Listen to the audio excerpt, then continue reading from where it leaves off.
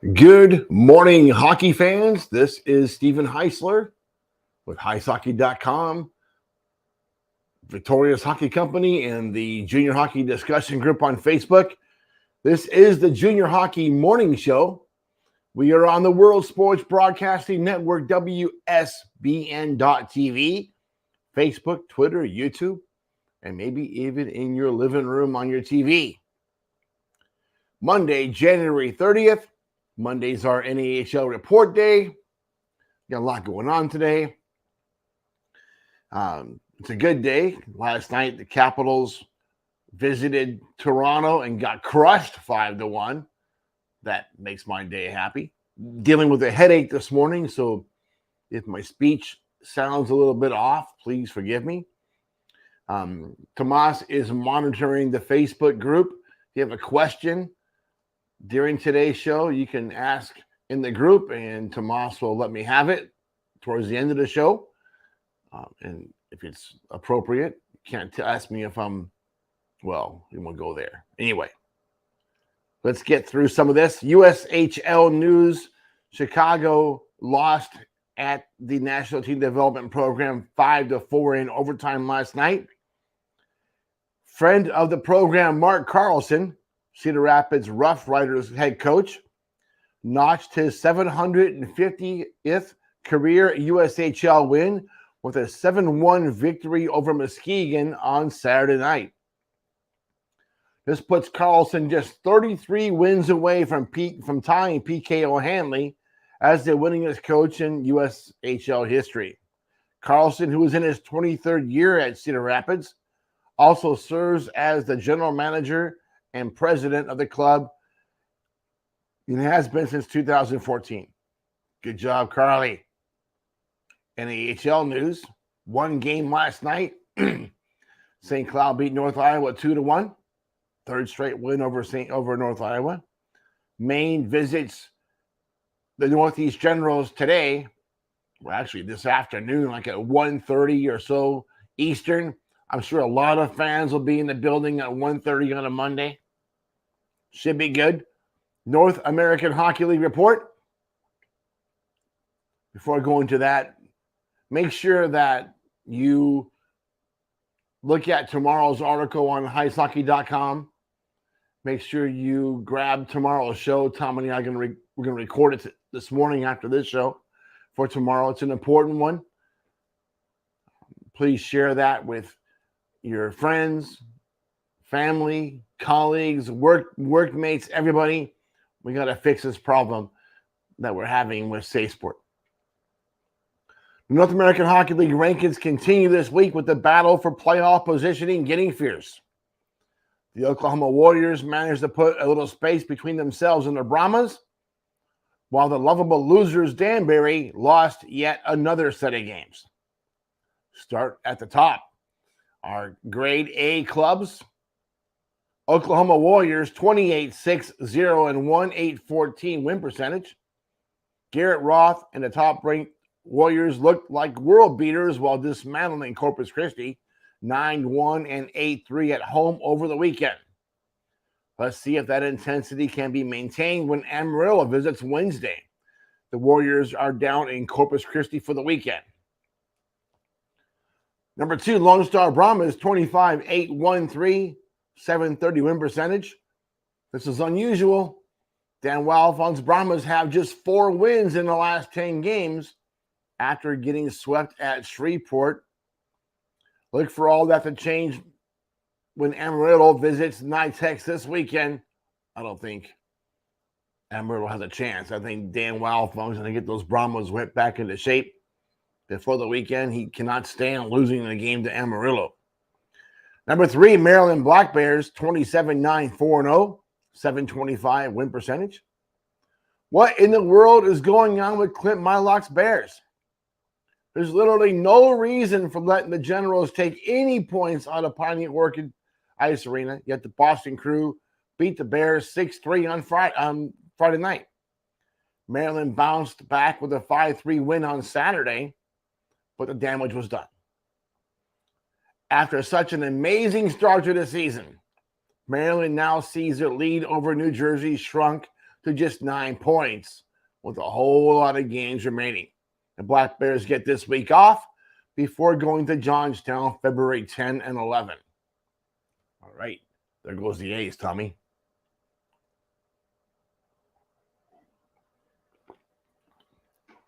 Our B grades.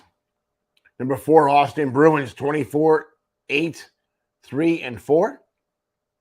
Steve Howard's Bruins picked up a very entertaining road split at Minot over the weekend. But look for an all-out war this week when Austin faces North Iowa in Friday in Mason City and Saturday in Austin. It's actually back-to-back weeks where they play North Iowa. 4 straight games. In the perfect world, Austin would win all 4 of those games. No pressure, Steve. Number 5, New Jersey Titans, 23-13, 1-2, 628 win percentage. Craig Dormus and the Titans were beaten on both sides of their home-and-home series with Philadelphia, giving the Rebels a renewed confidence for the playoff push. Look for New Jersey to get back on track this weekend when Danbury visits Middleton. Danbury doesn't have any chance at all of winning in New Jersey. If Danbury beats New Jersey in New Jersey, they should just quit. That would be ridiculous. Losing to Danbury at this point right now, after so many losses, is going to be something everybody else laughs at. Don't be the first team to lose to them after this great streak they're on. Number 6, Minnesota Wilderness, 22-12, 2-3. Brett Skinner and the Wilderness picked up 3 points from the roadie at Springfield, losing in overtime after Friday's 2-1 win. Fairbanks visits Thursday before the Wendigo are back for Friday and Saturday in Cloquet. Number 7, Northeast Generals, 21-12, 4-1. Brian Erickson's Generals split the weekend series at Maryland in a pair of games that resulted in more questions than answers. Why is a Boston-based NAHL team with so many perceived advantages managed to be so consistent? You're in the heartbeat of hockey, all those Division I schools all around you. But this team is very inconsistent. Maine visits today before the Gens head to Johnstown this weekend. Tommy, we're going to be done quick today. Probably 15 minutes. Our C-rated crew. Number 8, Fairbanks Ice Dogs, 23-15, 3-0. Dave Ellison's Ice Dogs took advantage of some weak Wolverines goaltending Friday before getting taken down 6-3 at Anchorage on Saturday. Fairbanks trails Anchorage by 8 points in the Club 49 Cup standings. That's a standings between Anchorage, Fairbanks, and Kenai River. The Ice Dogs visit the Wilderness Thursday before busting down to Janesville to face the Jets Friday and Saturday. Number 9, Shreveport Mudbugs, 20-13, 2-3. We told you last week that Jason Campbell and the Bugs were going to give the visiting Brahmas fits. Pulling off a 2-game sweep of Wild Funk's team was fun to watch. Can the Bugs fans get any crazier? They were off the rafters on Saturday. How about that Texas fan showing her backside to everybody within earshot? She should be a regular on Real Housewives of Dallas. Shreveport visits Odessa this weekend in a battle that should be entertaining.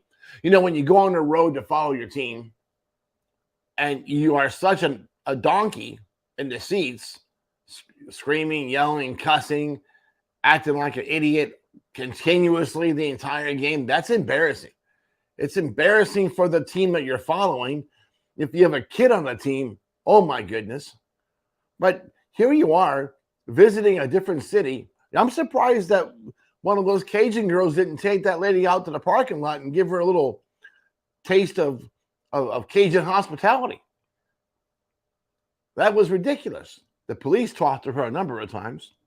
If that's you and you're watching this show, goodness gracious, lady, get a grip.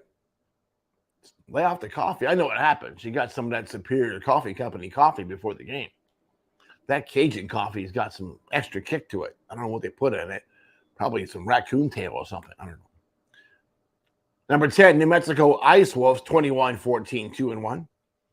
Theo Fox and the Ice Wolves were smashed in Friday's 6-1 loss at Odessa, but managed to fight their way back with a 5-4 win on Saturday to earn the split. Look for New Mexico to pick up max points from this week's 3-game series with visiting El Paso. You know, watching that game Friday, we watched 2/3 of it when New Mexico was at Odessa. Odessa had a pretty big house. A lot of fans in the building, certainly pumped. Even more fans on Saturday. New Mexico was able to get the split out of that with that win on Saturday, but still, it's nice to see Odessa fans just completely engaged with this year's Jackalopes. Them having some success. Scott Dewar's crew's in there doing a good job. It looks really good for the league. Looks good for the team. Number 11, Wisconsin Wendigo. What is going on this morning? Coughing and I think when I say Wisconsin Wendigo, it's a tongue twister. 21-15, 1-1. Blake Halitas Wendigo had their 7-game winning streak snapped and bursted at Kenai River, losing both games in Soldotna, Alaska. Wisconsin visits the Wilderness this week at Northwoods Credit Union Arena in Cloquet. Should be a good series. Number 12, Maine Nordiques. Paige and the Nords got the weekend off before having to face the Generals today near Boston. Philadelphia visits the Coliseum on this weekend. Tommy, I was told that a number of AAA players that were in Greer will be up in Maine this week protesting, hoping to get some of their money back. How do you fold a team before Christmas, charge for the whole year, and then keep the money? Crazy. That guy's supposed to be a billionaire. Why is he screwing over kids? Number 13, Amarillo Wranglers, 19-14, 2-1. Newsflash, Harry Mahood's Wranglers are better than number 27 El Paso. Yes, that's a low bar, but that's where we are. Look for Amarillo to go winless in the next 3 games this week at Oklahoma and Lone Star. Number 14, Minot Montoros. We're going to end up going in half an hour. 20-16, 1-1. Cody Campbell's Toros split the home weekend with division leading Austin in a series that was very fun to watch. A lot of back and forth action, not a lot of baloney. Cody Campbell was cool under pressure. Steve Austin didn't throw any sticks on the ice. Good weekend. Minot opens February with 4 straight games against the Wings, starting this weekend in Aberdeen. Oh, that'll be fun. Speaking of the Wings, Scott Langer's Wings were clipped by visiting Bismarck over the weekend, sending the veteran coach back to the drawing board. Next 4 games were all against Minot, starting this weekend at the Odie. Aberdeen is 19-15, 2-2, 553 win percentage, number 15 in the country.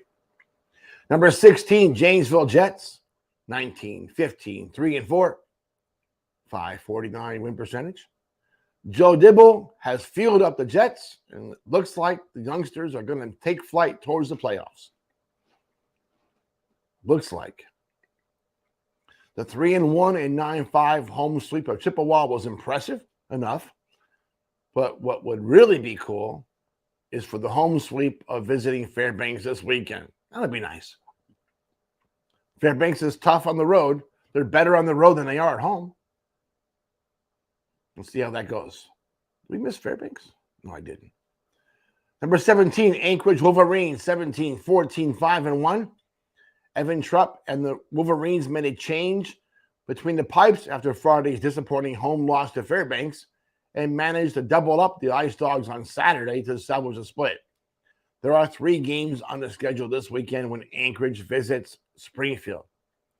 I somehow managed to watch the entire game from Friday, and I'm sorry.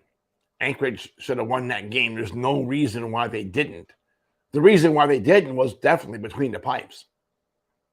And that uncertainty there has been the bulk of their issues from last season. It's been the bulk of their issues from this year, and is something hopefully in the future is going to be really nailed down. They have a lot of good goaltending in the pipeline coming up. The Maycard kid is ridiculous. I think he'll be number one for next year for sure.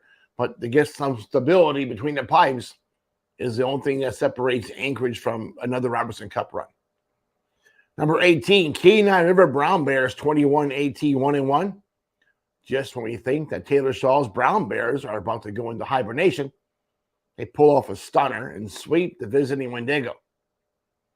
Can they get that same kind of result when they visit Chippewa this weekend? That remains to be seen. Cheers. Coffee break. It's a lot of reading. That was necessary before getting into St. Cloud. The Norsemen are number 19. 18-16, 2-2, 526 win percentage. I'm going to enjoy this one. Corey Millen's Norsemen will take a 5-game winning streak into their 2-weekend, 4-game set with the arch rival Bismarck. St. Cloud took 3 straight games from North Iowa, with the last 2 games on the road in Mason City. This is going to be fun. Norseman owner Chris Canavati may just be the NAHL's version of legendary National Football League operator Al Davis with his just win, baby way of thinking. The black-clad crew from Minnesota will be locked and loaded for cats by the weekend. This win streak that St. Cloud is on is the ultimate middle finger to the North American Hockey League referees, hierarchy, Board of Governors, everybody else that just seems like they're out to get the Norsemen. Here we go. Millen is such a phenomenal coach that he can beat you from the cheap seats. I hope Corey Millen coaches in the National Hockey League. I hope he goes pro, and you guys are all sitting here scratching your butts in 5 years. But Corey Millen's a hell of a hockey coach. For all yous that have been against him and trying to throw him under the bus, you just got your one finger salute. 5-game winning streak. That can easily stretch to 9. Let's go Norse. See that jersey over my head over there? There you go. Number 29, Odessa Jackalopes, 18-17, 0-1. Scott Dewar's Jackalopes are going to have to figure out how to do a little better than splitting a series at home if they are going to be serious about breaking into the playoffs, especially in the South Division. There must be a bit of disappointment in Odessa this morning after getting such a big win on Friday and then losing on Saturday. Now 8 points behind New Mexico and Shreveport. That was an opportunity to gain some ground on New Mexico. In the battle for playoff positions, the Jackalopes can't afford many more letdowns. The Mudbugs are in town this weekend. Here's your second weekend of opportunity to gain some ground. Odessa. You guys are in a situation that you put yourself into earlier in the season, and now is a time to put together a string of wins. Let's eliminate that gap. Number 21, Bismarck Bobcats, 17-16, 3-2. Lane Sadevi and the Bobcats are apparently serious about their playoff push. Bismarck pulled a valuable road sweep from the trip to Aberdeen, proving to everyone that that this group is not going to be letting off the throttle. Look for a lot of tension this week when the Bismarck Bobcats visit St. Cloud. Number 22, Johnstown Tomahawks, 17-17, 2-0. Mike Latiza and the Tomahawks are not done yet. They're back at 500 after a road sweep at Danbury. All right, don't get too excited about road sweeps at Danbury. Everybody's beating Danbury. But the fact is, Johnstown is back at 500. Only a pair of points behind fourth place Maine in the standings. Every game has playoff implications from now until the end of the season. There is more than enough skill in this team to take care of business again this weekend when the Generals visit the War Memorial. Johnstown's a good hockey team. They have a lot of skilled players. They have a lot of ability. The culture is good in Johnstown, much better than the Generals. So take care of business. Johnstown, now's your opportunity. You can do it. We believe in you. Mike Letizza's a hell of a coach. Number 23, Chippewa Steel, 17-18, 1-1, 486 win percentage. Casey Young and the Steel did not look good while getting swept at Janesville. The advantage they should have had between the pipes simply was not evident in the series. Mignon needs to get the team back in sync before Kenai visits this weekend. Now, that wasn't a good look.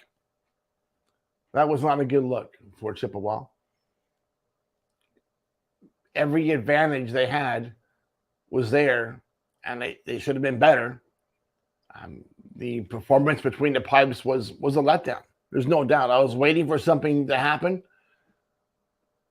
and it just didn't happen. You know, and the I don't know what it was, the intensity. Maybe the lights weren't bright enough for that kid, but it just wasn't. It wasn't there.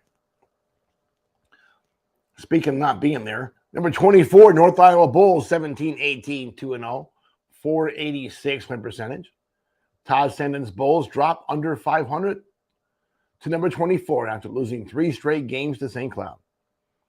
The now 4-game losing streak can easily stretch to 6 while facing division-leading Austin in a home-and-home series this weekend. The really bad news, the Bulls face the same Bruins team the following week as well.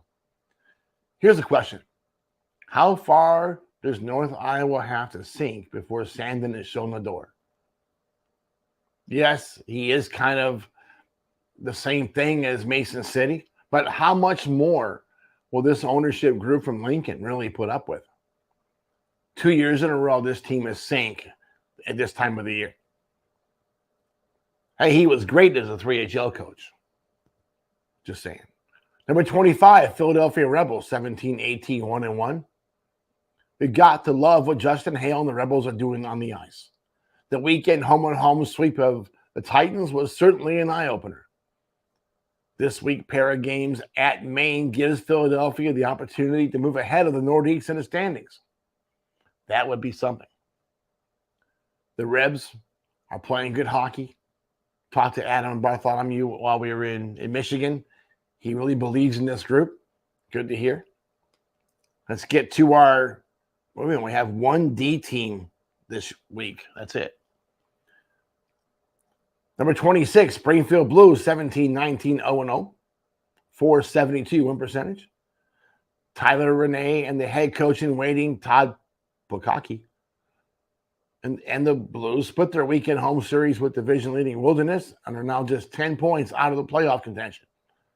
10 points is a lot in that division, but just 2 games under 500 going to the first week of February.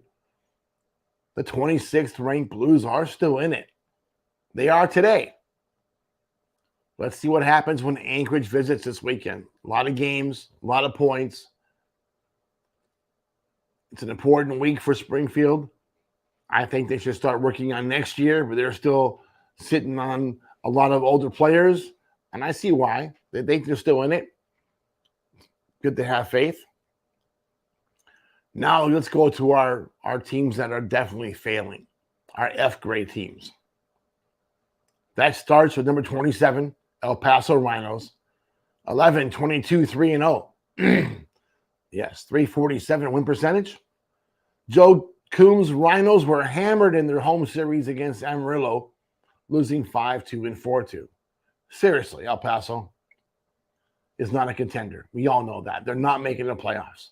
So why are there still 10 2002s on the roster? Why not trade those kids away to contenders? Get some young guys to come back? If they're not good enough to be traded away, why are you wasting your time? Doesn't make any sense. The Rhinos have 3 games at New Mexico this week. They could easily lose all 3. Number 28, Corpus Christi Ice Rays, 9-24, 5-0, 303 Win percentage? I think it's time. Sylvie and Claudia and the Ice Rays have to part ways. A week after sweeping the Brahmas at home, the Ice Rays were outscored 17-4 while getting swept at Oklahoma. The same Warriors team visits Corpus this weekend. Now, I can't help but wonder which Ice Rays team is going to show up. The one to put against the Brahmas or the one that went to Oklahoma? Doesn't make any sense. Number 29, Danbury hat tricks. 2, 33, 3-2. 113 win percentage. Patrick Steffen and the Tricksters are now winless in 26 straight games after being swept by Johnstown at home. Danbury visits New Jersey this week. I'm pretty sure that's going to be 28 games after the weekend. That is nuts. Danbury, I was told in the last few days, when it comes to deciding what team they want to keep in town, the Federal Prospects Hockey League team or the North American Hockey League team, the ownership seems committed to keeping the NAHL team, which is ironic because apparently nobody cares about the NA team in that market. Yes, I understand that they might be willing to sell the federal team to somebody else and move that team out of town. That would be good for the North American Hockey League. But we've been hearing that for 2 years now. They were going to do that. Actually, 3 years now. And it hasn't materialized. And right now, it looks like a joke. Right now, it is a joke. And it's embarrassing. The league has to step in and do something to make that group more competitive or force that group into maintaining standards. Haven't heard any complaints this year. That's a plus. Last year, there were hundreds. All right, folks. Do we have any questions from the group this morning? What do we got? We have Jim Lillendahl. What does Jim say? What is your opinion on the CJHL players having to wear full cages? Oh boy, when you go to college, you have to wear a full cage. And the CJHL going to full cage is kind of like what USA Hockey's done with a lot of their rules. It's more about liability and protecting and trying to save money when it comes to all the injuries, but it's speculative. I understand most of those kids are going to college hockey. Very few are going to go right from the CJHL directly to the pros at some level. Some will, but mostly not. So I get the idea behind it. I understand it. In the Canadian Hockey League, most of those kids are going to go right into professional hockey at some level. So I get it. I'm not in favor of it. I think it's counterproductive. I think full cages means kids are feeling a little more entitled about lifting up the sticks and not really playing with any urgency to keep the sticks down. Just my opinion. Kind of like the backsides. We all have them, right? Anybody else? He also asked, are we going to see more Canucks headed south next season? More what? Canucks, I think. Canucks heading south next. Canucks. I love my kid. Canucks heading south next season. I suppose that means players going down to the North American Hockey League and other places. There's a limit on number of imports on each of the USA Hockey teams. There's not in the USPHL. So that will open up some spots. But I think Canadian players generally know that they can play for a lot less money than going south to do pay to play. The Canadians that are in the USHL, some have done very, very well. And that's been a positive. So let's see what happens. But some of the better players are starting to make that move and get out of the CJHL, especially at 16, 17 years old when they really can't go anywhere else. The limits that the provisional government puts on or affiliates puts on those kids limits their movement. Going south is one of the options. So I get that. And it's worked out good for some of those kids. And I expect, yes, more higher end, younger prospects will follow if they're not convinced that the NHL is their immediate target. Going to the USHL or North American Hockey League versus going directly to the Canadian Hockey League could be advantageous for some of those kids. That's it? No, there's more. There's more. Peter Gibbons asks, if Mid-Cities is such a gong show and a talentless organization, why are all the teams in playoff contention scrambling to acquire their players? That's a good question. I think it's been said that leadership starts at the top. A lot of the problems that Mid-Cities has isn't about being talentless. It's about being leaderless. Chris Hilley is a good head coach. This problem they have isn't on him. It's really falls back to the owner and the general manager who's making the roster decisions. It's if you dump 20-year-olds, 19-year-olds late in the season like this, it's not because you're making the playoffs, it's because you want to bring younger players in for later. In the case of Mid-Cities, they like bringing younger players in so they don't have anywhere else to go the following year within the 3HL. And that's a bad move. So being traded to Mid-Cities is kind of like being traded to Danbury. It's a good way to push kids to Canada for the following year or to non-sanctioned hockey for the following year.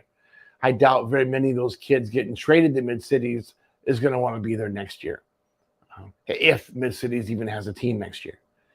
It's not that they're so bad, it's that they're so poorly operated. Is that it? There you go.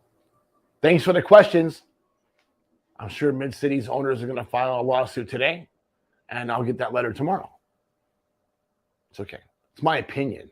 There you go. There's my saving grace, my opinion. Listen, tomorrow's show. We're going to record it here in a few minutes. It's important.